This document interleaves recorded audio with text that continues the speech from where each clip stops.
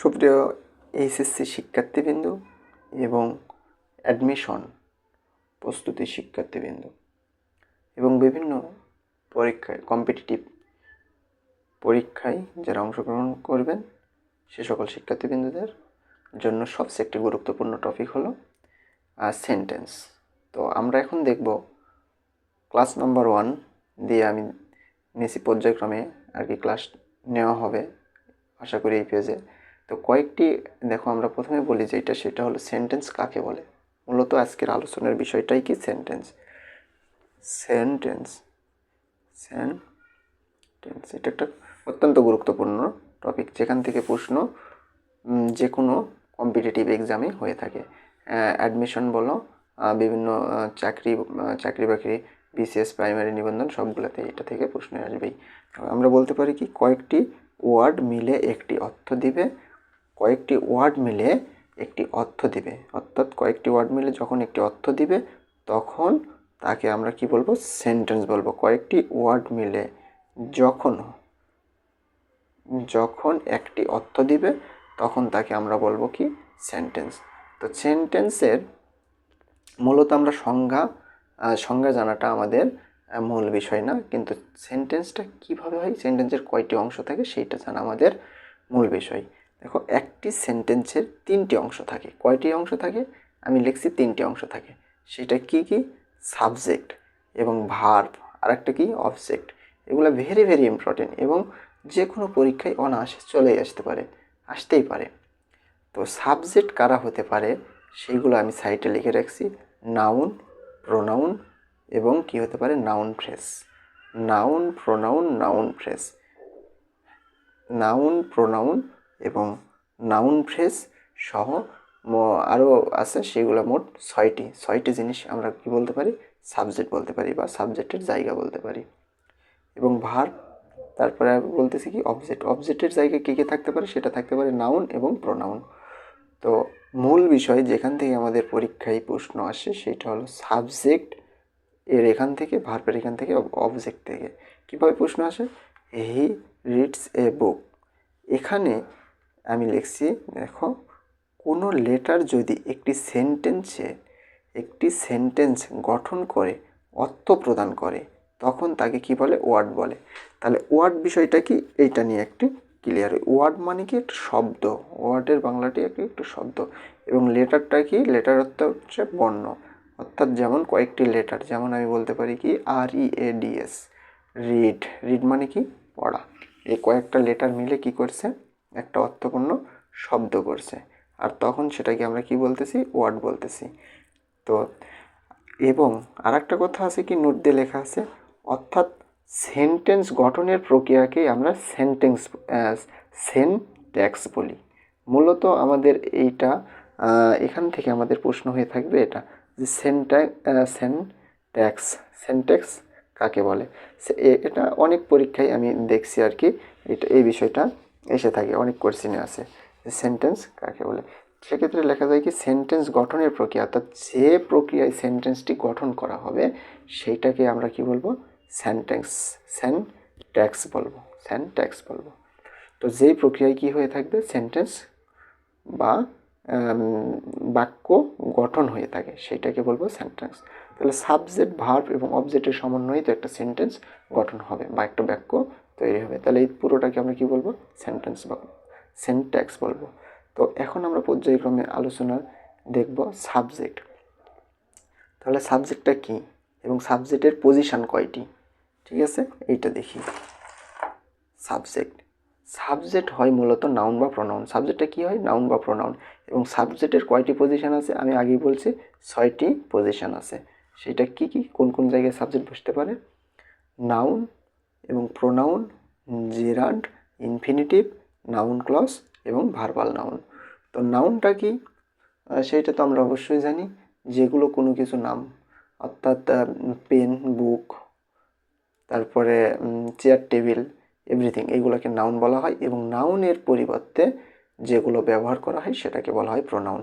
এবং জিরান্ডটা কি, জিরান্ড হলো যখন ভার্বের সাথে আইএনজি যোগ হয়ে কিসের কাজ করবে, নাউনের কাজ করবে, তখন সেটাকে আমরা বলবো জিরান্ড। তো এই জিরান্ড এবং ইনফিনিটিভ মূলত এইটা হলো নন ফাইনাইট ভার্বের একটা প্রকারভেদ।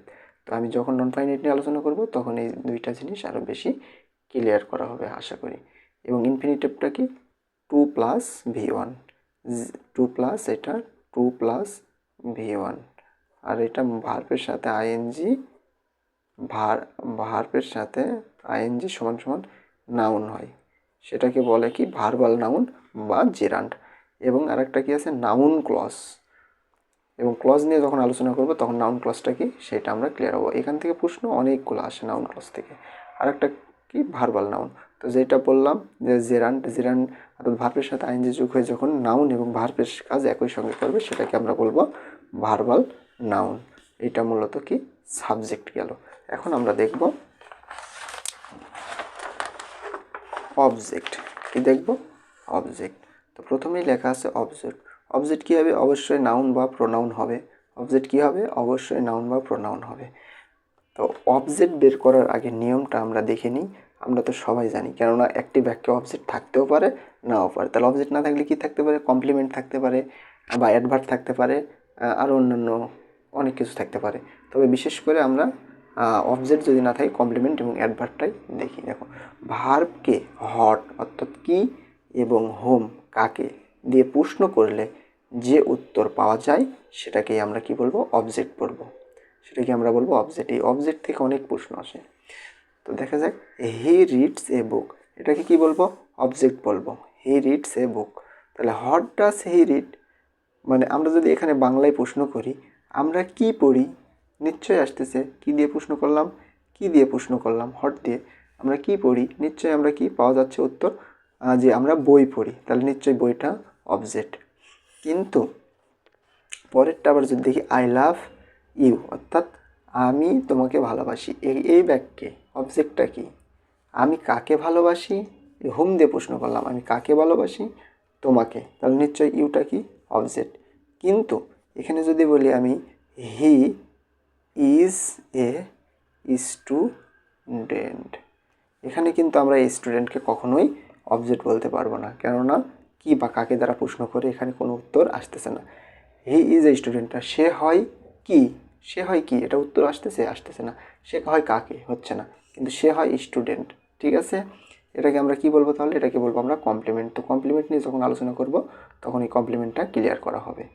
তারপরে আমরা যদি আরেকটা জিনিস দেখি, সেইটা হলো অ্যাডভার্বটা কী। সেইটা হলো ভার্বকে হোয়ার, হোয়েন, হয়, হাউ দিয়ে প্রশ্ন করলে যে উত্তর পাওয়া যায় সেটাকে বলা হয় অ্যাডভার্ব। আমি এর আগেই বললাম, যদি অবজেক্ট না থাকে তাহলে কমপ্লিমেন্ট থাকবে, আর কমপ্লিমেন্ট না থাকলে অ্যাডভার্ব থাকবে। তাহলে এখানে যদি আমি বলি he gives me a flower, সে আমাকে একটি কী দিয়েছিল, ফুল দিয়েছিল। তাহলে এখানে যদি আমি বলি সে কি কাকে দিয়েছিল, হোম দিয়ে যদি প্রশ্ন করি তাহলে আমরা পাই কি মি, মানে আমাকে। কি দিয়েছিল, ফুল দিয়েছিল। তাহলে আমরা এখানে দুইটা পেলাম, কয়টা অবজেক্ট পেলাম, দুইটা অবজেক্ট। তাহলে এখান থেকে আমরা এই জিনিসটা বলতে পারি না যে অবজেক্টে দুইটি ভাগে ভাগ করা যায় বা অবজেক্টের প্রকারভেদ দুইটি। সেটা হলো কি একটা ডাইরেক্ট অবজেক্ট আর একটা ইনডাইরেক্ট অবজেক্ট। ইনডাইরেক্ট অবজেক্ট কোনগুলো, হোম দ্বারা অর্থাৎ কাকে দ্বারা যে প্রশ্ন করা যায় বা প্রাণীবাচক সেইগুলোকে বলতে পারি আমরা ইনডাইরেক্ট অবজেক্ট। এবং ডাইরেক্ট অবজেক্ট সেগুলো হলো বস্তুবাচক বা বিষয়, অর্থাৎ কী দিয়ে প্রশ্ন করে যে উত্তরটা পাওয়া যাবে সেটা হলো ডাইরেক্ট অবজেক্ট। তাহলে আমরা এখান থেকে বলতে পারি কি, এই বাক্যে হি গিভস মি এ ফ্লাওয়ার এখানে দুইটি অবজেক্ট আছে, একটি কি ইনডাইরেক্ট অবজেক্ট এবং আরেকটা কি ডাইরেক্ট অবজেক্ট। তাহলে মিকে কি বলবো, মিকে বলবো আমরা কি ডাইরেক্ট অবজেক্ট না ইনডাইরেক্ট, এটাকে বলবো ইনডাইরেক্ট অবজেক্ট, ইনডাইরেক্ট অবজেক্ট। আর ফ্লাওয়ারকে কি বলবো, এই ফ্লাওয়ারকে বলবো ডাইরেক্ট অবজেক্ট। তো আমরা দেখলাম অবজেক্টের দুইটা প্রকার আছে, একটা ডাইরেক্ট অবজেক্ট, একটা ইনডাইরেক্ট অবজেক্ট। এবং ডাইরেক্ট অবজেক্টটা কি, যেগুলো বস্তুবাচক বা বিষয় সেগুলোকে বলবো আমরা কি ডাইরেক্ট অবজেক্ট। হট দ্বারা প্রশ্ন করে যে উত্তর পাওয়া যাবে সেটাই ডাইরেক্ট অবজেক্ট। এবং ইনডাইরেক্ট অবজেক্টটা কি, যেটা হোম দ্বারা প্রশ্ন করে উত্তর পাবো সেটা হলো ইনডাইরেক্ট অবজেক্ট। আশা করি সেন্টেন্স থেকে যেগুলো প্রশ্ন আসবে তার ভিতরে অবজেক্ট এবং সাবজেক্টটা খুবই গুরুত্বপূর্ণ। অবজেক্টটা কীভাবে বের করতে হয় সেটা আমি অবশ্যই ক্লিয়ার করতে পেরেছি আশা করি। এখন মূলত বিষয় হলো আমাদের সাবজেক্ট কীভাবে বের করতে হয় সেটা নেক্সট কোনো ক্লাসে আমি তোমাদের দেখিয়ে দেব। আজকের ক্লাস এই পর্যন্ত।